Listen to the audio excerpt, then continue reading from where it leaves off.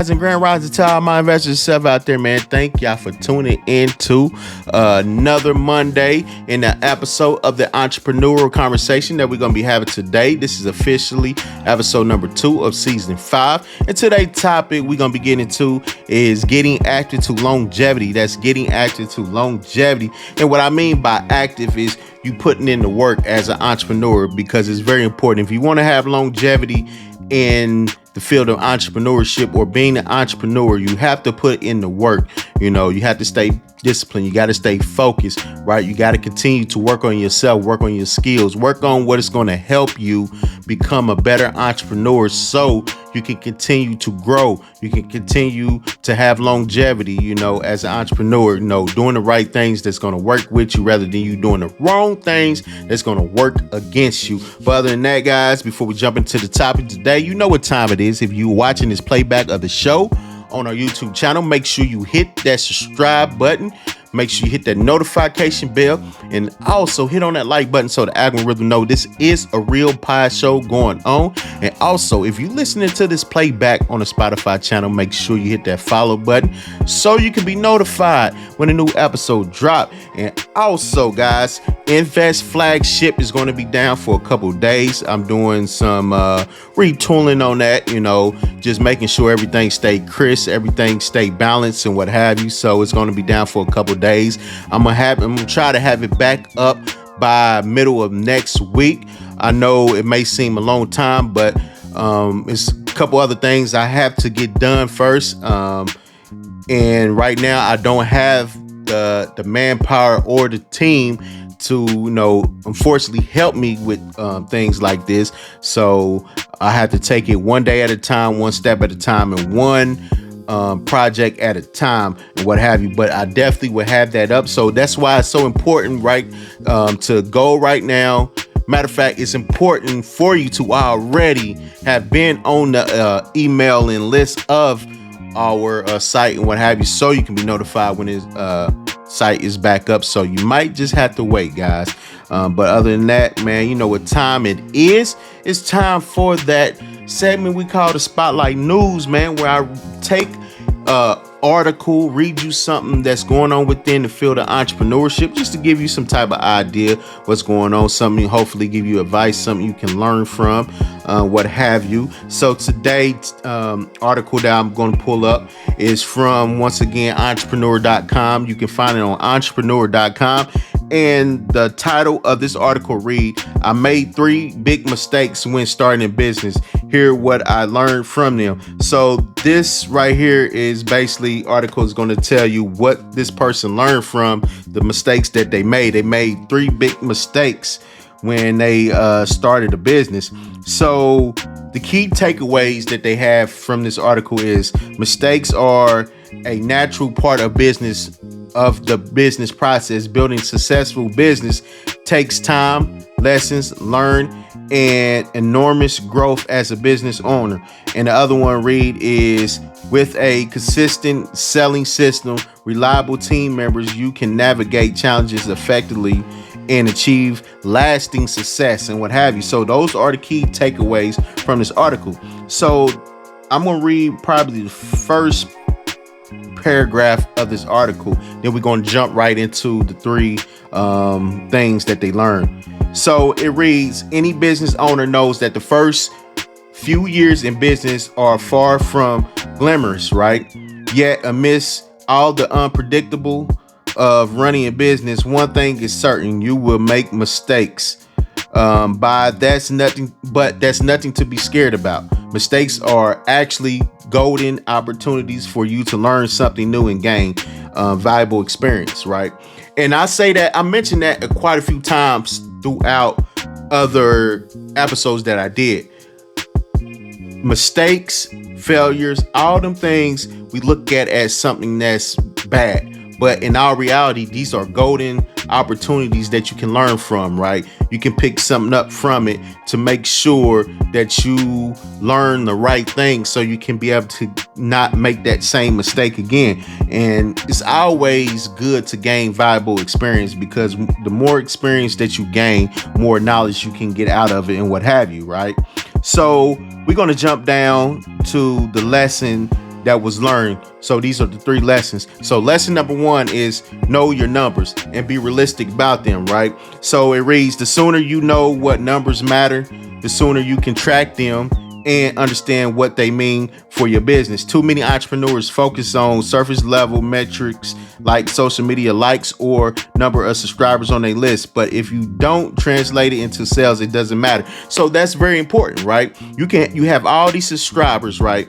But you only really getting probably out of, say for instance, you have 2,500 subscribers, but you only getting 5 of them buying from you. So what it really means, nothing at the end of the day, right? So I'd rather have 1,000 people buying from me than have 5,000 subscribers that's not really buying anything from me at all, right? Because you got to understand, man, you got to make it make sense.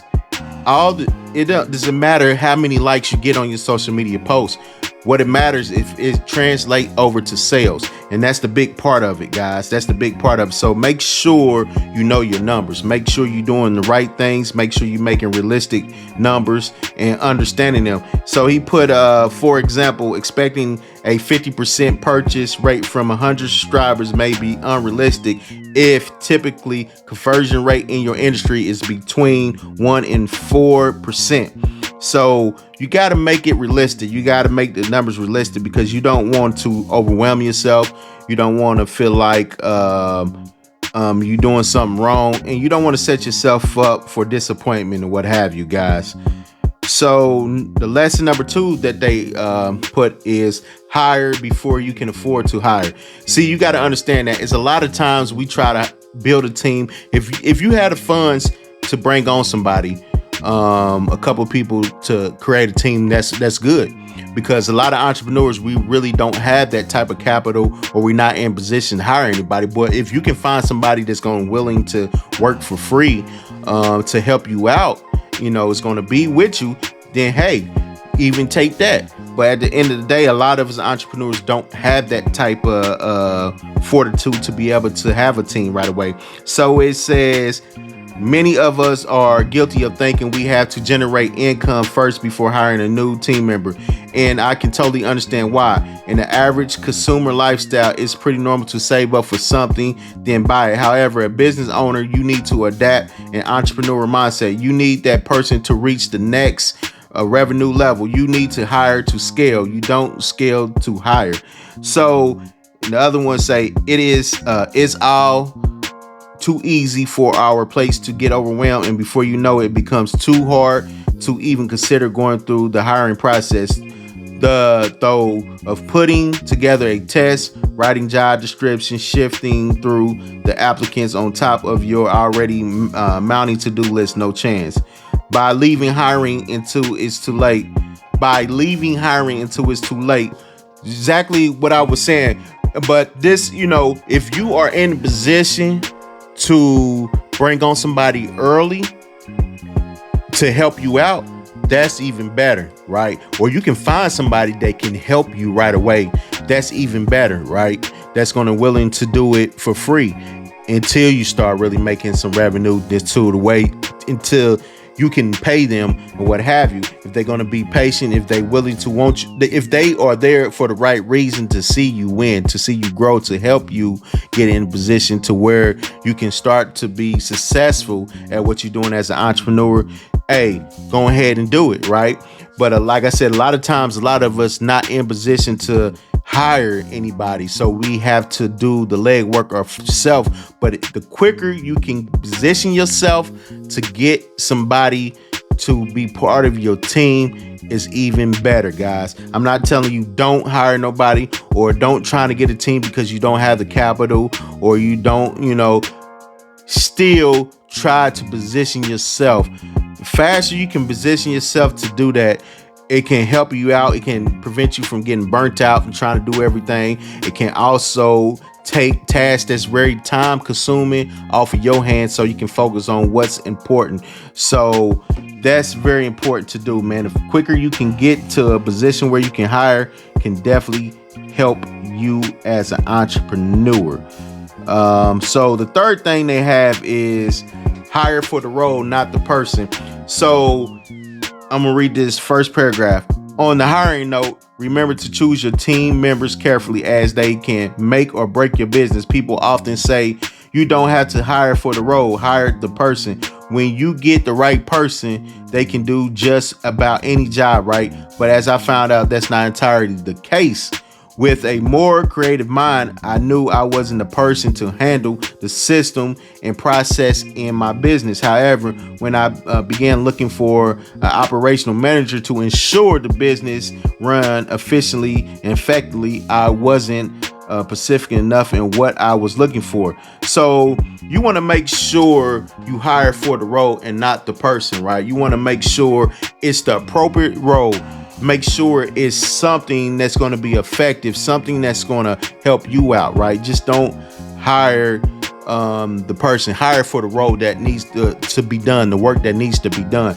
Like I said before, if it's work that's very time consuming or if it's work that you really don't understand, get somebody that's going to be perfect for that role, that's going to be able to get the job done that you need to get done. And also at the same time, maybe you can learn from that person. They can show you themselves how to execute on that specific thing you need to get done. Just like, say for instance, if you're good at selling but you're not good at marketing, you can hire somebody for that position, particularly to market your brand, market your services, right? They can find the framework. They can come up with the framework, the concepts and everything.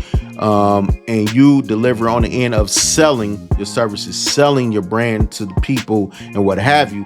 But on the other side of things, you can also, when you have time, learn how to market, right? So you can be effectively all the way around and what have you. So those are the three things that they experience when starting a business, the three mistakes that they experience when starting a business. So your experience, your mistakes may be different, but these are just I'm just giving you an idea of mistakes that some entrepreneurs, when trying to start a business, what they might potentially make. And these are mistakes that you can learn from and turn things around for you. So if this is you went through this same experience, and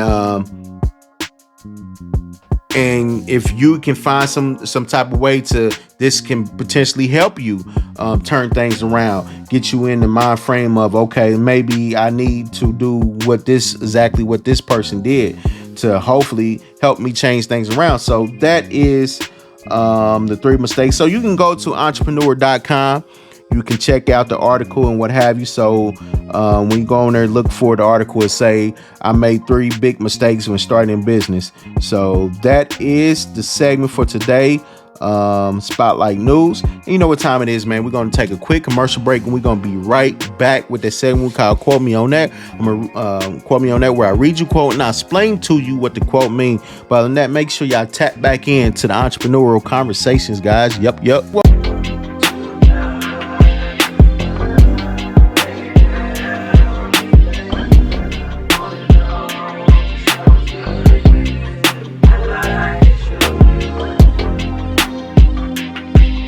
Welcome back, guys. Welcome back to the Entrepreneur Conversation Show for today. Like I said, man, today we're going to be talking about is getting active to longevity. But before we get into the topic today, you know what time it is. It's that segment we call Quote Me on That, where I read you a quote and I explain to you what the quote means. So today quote, for all my entrepreneurs out there, my go-getters, people out there chasing dreams and goals and what have you. Today quote is, the process starts when you become active. So let me read that once again, just in case you didn't hear it or understand the quote. Today quote is, the process starts when you become active. And it's simple, straight to the point. In order for the process to get started, your process as being an entrepreneur, the process of building your brand, building your services, and whatever you do, that process starts when you become active. But until then, it's just going to be an idea sitting on the sideline. When you decide, when you're ready to get in the game and become active, so you can get going as an entrepreneur, that's when the process starts, right? So it's up to you. You got to make sure that you're ready. for this journey, entrepreneurship journey. Like I tell people a lot of times, this is not a lifestyle. This is commitment. You got to be committed to the ups and downs as an entrepreneur. You got to be committed to the tough times as an entrepreneur, the times where you may fail, the times that you may have mistakes, you may lose out and what have you, but you still have to be committed, right, to the process. But the process starts when you become active. A lot of times we sit around and we wonder why we don't see the results. We don't see anything from being an entrepreneur because we're not really active. We're not putting in the work. We're not doing the right things that's going to lead us to the results we're looking for as an entrepreneur. So remember, guys, you have to become active order for the process to begin as an entrepreneur and what have you. So that is the quote for today. You know what time it is, man. It's that topic time. Our toolbox topic, like I said today, the toolbox topic we're gonna be talking about is getting active to longevity. And that's the thing about it, man. When you want to have longevity as an entrepreneur, right? You must get started. You must do what you need to do as an entrepreneur to get going. So that is the segment. Quote me on that for today. Now, you know what time it is, man. It's our toolbox topic. Like I said, today topic is getting active to longevity. So it's very important, man. You have to become active if you want to have longevity as an entrepreneur. You got to start putting in the work. You got to start doing all the right things that's going to lead you to longevity as an entrepreneur, right? So you don't want to do anything that's going to go against that, right? You want to start putting in the work. You want to start practice being focused, being consistent. You have to do all these things to become successful as an entrepreneur. Not saying, yes, you're going to have ups and downs. You're going to have things that you're going to stumble across as an entrepreneur. But if you continue to stay focused, put in the work, doing what it takes, you're going to have longevity as an entrepreneur. You're going to start seeing results. Things going to start falling in line, and it's going to start getting easy for you to be able to execute, right? Especially when you build that right framework around your business, around your services, or just around you, period, as an entrepreneur. You're going to be able to use that for each and everything that you do far as an entrepreneur to become successful and have the longevity that you're looking for. So I got a list of things that I came up with, list of things that can help you have that longevity as an entrepreneur, right? So the list of things that I have, the first thing on my list is, I said it in a couple other episodes that I did, which is always important, is you must develop a strong business plan, right? Because this is going to be your roadmap to your future growth and success. You always have a business plan. This is like a guideline. It breaks everything down in stages of where you're trying to go as an entrepreneur, as a business owner, and what have you. This is going to be the guide that you use throughout your journey of entrepreneurship. It's very important that you put together a strong business plan because you're going to outline all your concepts, all the things that's going to make you into a successful entrepreneur, keep you on track. So it having that business plan is going to help you, give you that direction that you need, right? It's going to help prevent you from going in the wrong direction, or help you lessen time. It's going to help you not spend a lot of time doing the wrong things that's going to go against you as an entrepreneur. But you must have a strong business plan. It must be detailed. You must break it down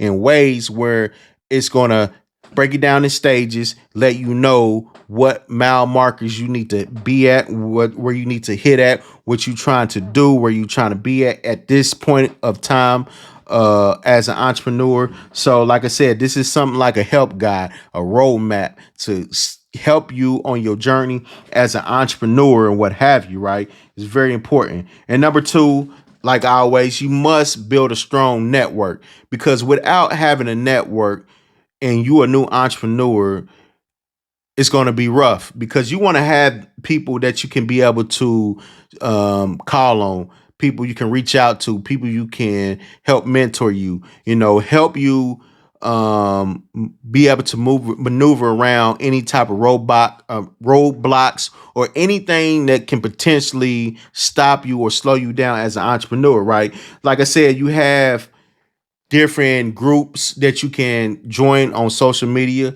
You can also join mentorships that can help you, who already mentors that already been through the entrepreneurial grind, who's successful, who can give you the blueprint, who can show you different things that you can do that can help you and lead you to longevity as an entrepreneur, right? You can attend things like workshops, networking groups, and what have you, because this right here allow you to connect with other entrepreneurs, other like-minded people like you that may be on the same level of you, but they, you might know something that they can use, and you may know something that they can use, right? So when you get around like-minded people like yourself, or people who already has reached another level of entrepreneurship, they definitely can give you that word of advice. They can help you be able to recognize any type of roadblocks, give you some type, help you with your strategies, just different things that's going to help you. That's why it's so important for you to build a strong network, because these are new opportunities that you can gain. You can gain what from networking, you can gain new partnership, collaborations, different things, or you can gain potential customers, right? Through these events, you might be able to gain customers that may need your services, may need what you have to offer, right? So it's very important for you to get out there and build you a strong network, especially coming in as a new entrepreneur, because we can't do everything by ourselves. Because especially when you're a new entrepreneur, you don't know everything. So that's why it's important for you to learn. That's why it's important for you to get around people who already been through this, who can show you the best way how to be able to have that longevity that you're looking for as an entrepreneur, right? It's very important to do so. Number three is continuously learn and adapt, right? And that's one of the important things, man. If you do not hone in and learn and be able to learn the new trends, new things that's going on, learn the market that you are within the field of entrepreneurship, gaining new information, learning new practices and what have you. So it's a lot of new things that happen. Things change every year. So you must stay up on any trends, new technology that comes out, because this is a part of innovating your business. If you're not learning as an entrepreneur, how can you innovate your business? If you're not studying the market that you in as an entrepreneur, how can you make your business and your services better? How can you grow as an entrepreneur? Like I said before, if you're not growing as an entrepreneur, then your business and your services is not going to grow, because more that you put in yourself, that's going to help you come better at your craft, come better as a become better as an entrepreneur. Your business is going to grow because you're going to be able to pour that back into your business. You're going to be able to innovate your business in a way where, since you're learning and you learning new information, it's going to help you stay competitive with other people that are your competition within the market that you're in. Going to help you stay relevant. So it's different things you can do as an entrepreneur that's going to give you that competitive edge when you can constantly learn it, and it's going to help you to be able to adapt to any changes that occurs within your industry, right? So that's very important, guys. Very important. So what I say, that's number three. Um, Number four on my list is you want to focus on customer satisfaction. That's very big, is your customer service. That's definitely going to help you become to have longevity as an entrepreneur, because if your customer services isn't good, that travels fast. That's one of the things that can kill a business quickly. If you have bad customer service and people start to talk bad about your service, about your brand, that can ruin you, right? Because then that turns potential customers away from you, right? So that's very important for you to build a customer service, and you want to make sure your customers are satisfied, right? With any type of feedback that they offering you, making sure you listening to the feedback, you listening to any type of improvements that you can make from your products, because the feedback that you get from your customers is going to help you improve your products, improve your services, and this is going to keep them as potential reoccurring customers for a lifetime, right? Because when because when you a customer out here, it's hard to find good businesses. It's hard to find good services. It's hard to find good brands. And when you find something that's good, you don't want to get rid of it. So you want to make sure you build a loyal customer base, and they continue, because when you build that loyal customer base, that's going to drive you to continue to repeated sales. People going to continue to join your community. People going to continue to even push your brand, your services for you, sell them for you through word of mouth. And you got to understand that that's one of the key major things. Focus on customer satisfaction, man. This is ensuring long-term success, because, like I said, it's hard to find. That's just like saying, when it comes to guys getting their hair cut, it's hard to find good barbers. Just like women, it's hard to find good beauticians, right? So when you find one, you want to keep them, right? So when you are producing great work and customers are satisfied with that, great services, and customers are satisfied with that, this is going to be a customer for lifetime, because you're not going to leave something that's treating you good. You're not going to go and turn elsewhere when you have a business and you getting great quality service and what have you. So that's very important to understand that. Number 5 on my list is invest in marketing and branding. This is very important. Like I said before, if you're not a good marketer but you can sell, invest in finding somebody who can market, who can get your business out there for you, who can get your service out, who can gain brand awareness for you, who can attract new customers for you. And that's one of the key things, is marketing. Because if you don't have any strong marketing or branding or what have you, don't have no type of brand strategy, then it's going to be hard for you to be able to attract new people to your service, attract new people to your brand and what have you. So it's very important that you hire somebody that's good at marketing. If, say for instance, if you good at marketing, the key thing is you want to make sure you differentiate yourself from your competitors, right? So it's important for you to have a strong brand awareness. Your marketing is strong. You have brand strategy. Excuse me, a brand strategy that's on point, because this is all about getting new people attracted, new customers attracted to what you have to offer. Because when it's time for you to reach that target market that you're trying to reach, because that's one of the key important things, is what is your avatar? Getting right to getting your brand, your service to the right people that really needs what you have to offer, right? Because once you can tap into reaching that right avatar of people that you're trying to target, your target audience, that's going to help you drive the sales that you are looking for. So it's very important that you understand that, man, because you got to understand social media marketing, right? That's very important.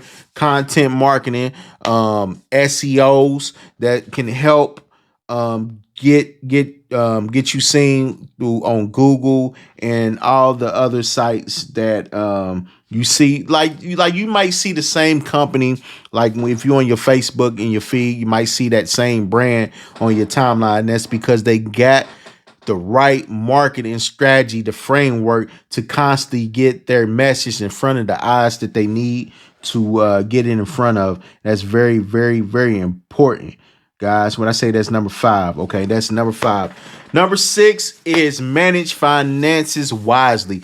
That's a big one, because if you don't know how to manage your finance wisely, that's going to be a quick way for your business to fail, for you to shut down shop, because you definitely going to need that capital to help you reinvest back into your business, right? When you're not making money and you're spending money on things you don't need to spend money on, now what that's going to cause you to come out of your pocket, right?